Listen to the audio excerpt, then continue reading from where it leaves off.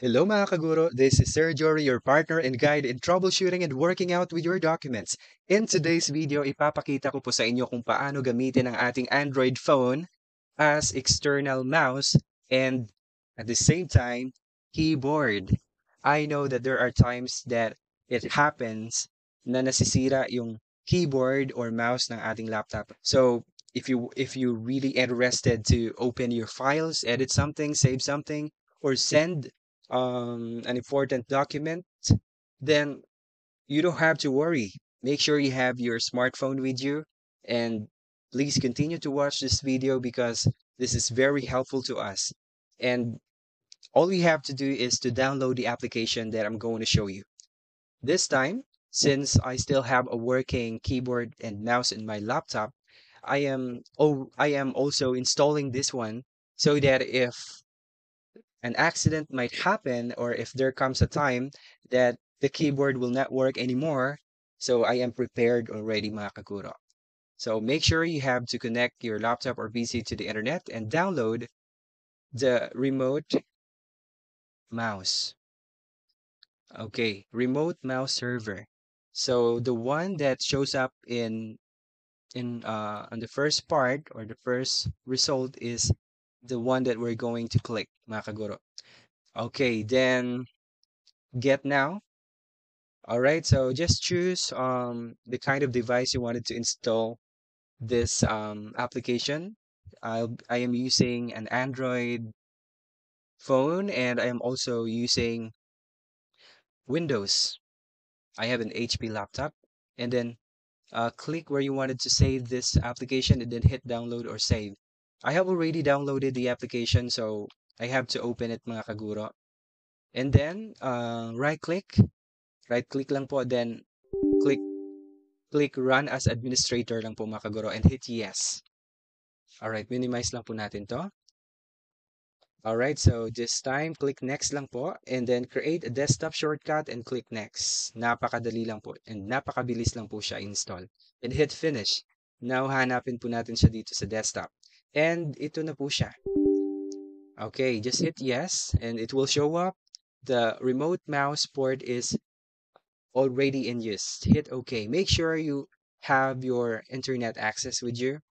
And in our Android phone, we have to download the application mga kaguro. All right, mga kaguro, we'll be downloading the Android application, the remote mouse. Just search po mga kaguro, remote mouse.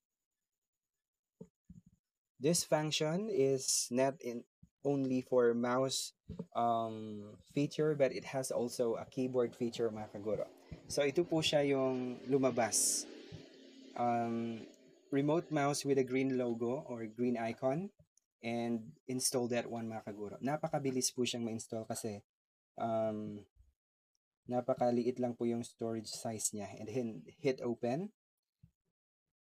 Okay, I'll be demonstrating to you mga kaguro. I'm going to record the activity I have here in my phone and I have here in my laptop. Okay, so just slide that one and then click OK, I got it. Then allow nyo lang po mga kaguro.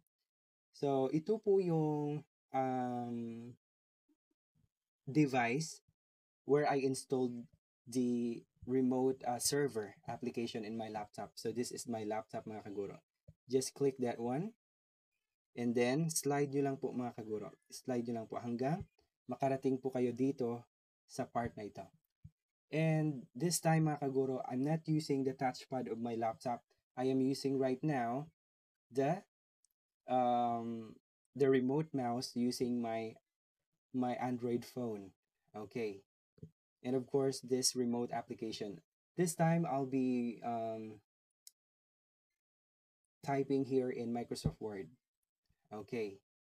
And of course, this remote application. This time, I'll be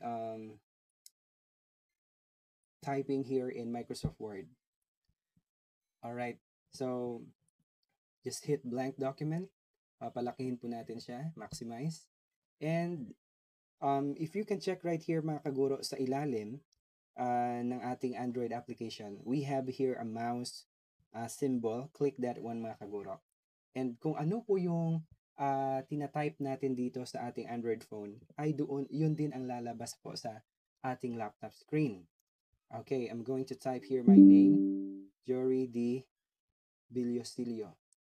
So mga kaguro, I am typing right here in my phone using the remote mouse, and the good thing, it also have a keyboard function. And then just minimize this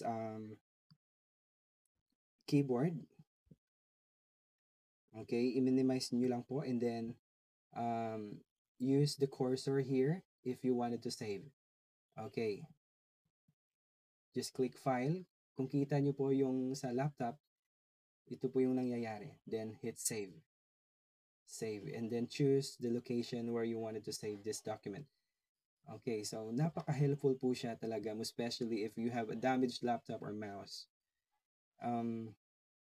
Hindi nyo na po kailangang bumili ng replacement kasi napaka-useful po ng application na ito. I'm going to browse my folder, and then I'm going to save this one on my desktop. Hindi naman po siya madaling gamitin kasi napaka-smooth po ng connection. And then it's already saved. I'm going to close this one, and I'm going to find my document that I have just created using my external mouse and keyboard. Double check that one. So ito po yung document na ginawa natin. And let's close everything. I can watch a video. I can watch everything right here using the mouse, my remote mouse. I can do the same as normal, like you are having a normal mouse and keyboard. So napakadali po siyang gamitin.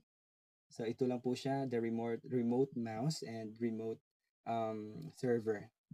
So the one that we're going to install in our laptop is the server, and the application is in our Google Play po mga kaguro. Install that one and connect nyo lang po. Make sure you are connecting with the same laptop where you have installed the server. All right.